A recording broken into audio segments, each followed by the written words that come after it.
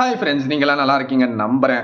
ஜனநாயகன் படம் எப்போ தான் ரிலீஸ் ஆகும்னு கேட்டிங்கன்னா ஒரு மாதிரி கேள்விக்குறியாக தான் இருந்துகிட்ருக்கு. ஏன்னா சிபிஎஃப்சி சைட்லேருந்து இன்றைக்கி வந்து சுப்ரீம் கோர்ட்டில் ஒரு கேவியட் மனுவே வந்து தாக்கல் பண்ணுறாங்க. எப்படி இருந்தாலும் ப்ரொடியூசர் வந்து சுப்ரீம் கோர்ட்டை அப்ரோச் பண்ணுறதுக்கு அதிகமான வாய்ப்புகள் இருந்துகிட்ருக்கு. அதனால வெல் அண்ட் அட்வான்ஸ்டாக வந்து பார்த்திங்கன்னா சிபிஎஃப்சி சைட்லேருந்து கேவியட் மனுவை எங்களையும் கேட்டு நீங்கள் விசாரிச்சுட்டு தான் இந்த வழக்கில் ஒரு முடிவு எடுக்கணும்னு சொல்லிட்டு சுப்ரீம் கோர்ட்டை சிபிஎஃப்சி சைட்லேருந்து அப்ரோச் பண்ணிடுறாங்க. மேற்கொண்டு வந்து பார்த்தீங்கன்னா ஆல்ரெடி வந்து பார்த்தீங்கன்னா கீழமை நீதிமன்றத்திலே என்ன சொல்லிடுறாங்கன்னா, ஃபர்ஸ்ட் சிங்கிள் பெஞ்ச் ஜஸ்டிஸ் அவங்க விசாரிக்கையில் படத்தை ரிலீஸ் பண்ணிடலாம்னு சொல்லிடுறாங்க. அதை எதிர்த்து சிபிஎஃப்சி சைட்லேருந்து என்ன பண்ணுறாங்கன்னா பெஞ்சுக்கு இந்த கேஸை மூவ் பண்ணுறாங்க.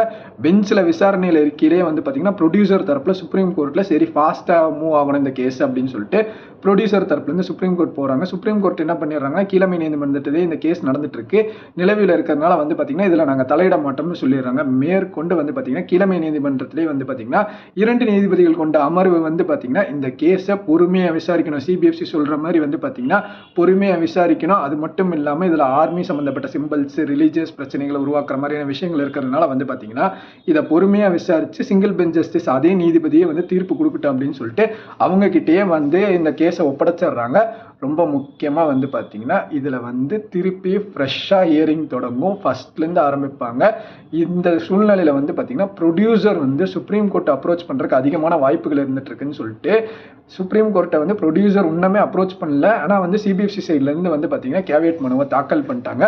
ப்ரொடியூசர் சைட்லேருந்து பார்த்தீங்கன்னா 3 விஷயங்கள் தான் அவங்க பண்ணுறதுக்கான வாய்ப்புகள் இருந்துகிட்ருக்கு. ஒன்று, சுப்ரீம் கோர்ட் அப்ரோச் பண்ணி டஃப் ஃபைட் கொடுக்கறதுக்கான வாய்ப்புகள் இருந்துட்டு இருக்கு சிபிஎஃப்சி சைடில்.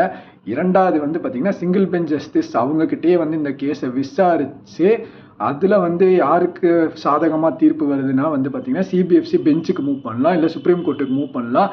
இதில் வந்து பார்த்தீங்கன்னா டஃப் ஃபைட்டு இதெல்லாம் நடந்ததுன்னா வந்து பார்த்தீங்கன்னா இது ஒரு லென்த்தி ப்ராசஸ் நடந்ததுன்னா படம் ரிலீஸ் ஆகிறதுக்கு தீபாவளிக்கு போகிறதுக்கான வாய்ப்புகள் இருந்துட்டு இருக்கு. இது மட்டும் இல்லாமல் 3வது விஷயம் என்னன்னு பார்த்தீங்கன்னா கேஸை வாபஸ் வாங்கிட்டு சிபிஎஃப்சி என்ன சொல்கிறாங்களோ ஆல்ரெடி 20 கட்டு சொல்லிட்டாங்களா, எத்தனை கட்டு சொல்கிறாங்களோ அத்தனை கட்டு எல்லாத்தையுமே பண்ணி கொடுத்து படத்துக்கான சர்டிஃபிகேட்டை வாங்குறதுக்கு 6லேருந்து 8 வாரங்களுக்கான வாய்ப்புகள் இருந்துகிட்ருக்கு. இதை பற்றின கருத்துக்கள் நீங்கள் என்ன நினைக்கிறீங்கிறது வந்து கீழே கமெண்ட்ஸில் சொல்லுங்கள். ஒரு சிபிஎஃப்சி இந்த அளவுக்கு வந்து எந்த படத்துக்குமே பண்ணி நான் பார்த்ததும் இல்லை. என்ன இருக்குன்னா வந்து பார்த்தீங்கன்னா முன்கூட்டியே வெல் அண்ட் அட்வான்ஸ்டாக வந்து ஒரு டஃப் ஃபைட் கொடுக்கலாம் அப்படிங்கிற மாதிரி இருந்துகிட்ருக்காங்க கோர்ட்டில். அந்த அளவுக்கு வந்து பார்த்தீங்கன்னா கேவியட் மனுவிலேருந்து எல்லாத்துலேயுமே வந்து ப்ரையராக இருந்துகிட்ருக்காங்க. இன்ன வரைக்கும் வந்து ப்ரொடியூசர் தரப்புலேருந்து என்ன பண்ணுறாங்கங்கிறது வந்து ஒரு கேள்விக்குறியாக தான் இருந்துகிட்ருக்கு. டாடா பை பை, சொல்லிட்டு போகிறோம்.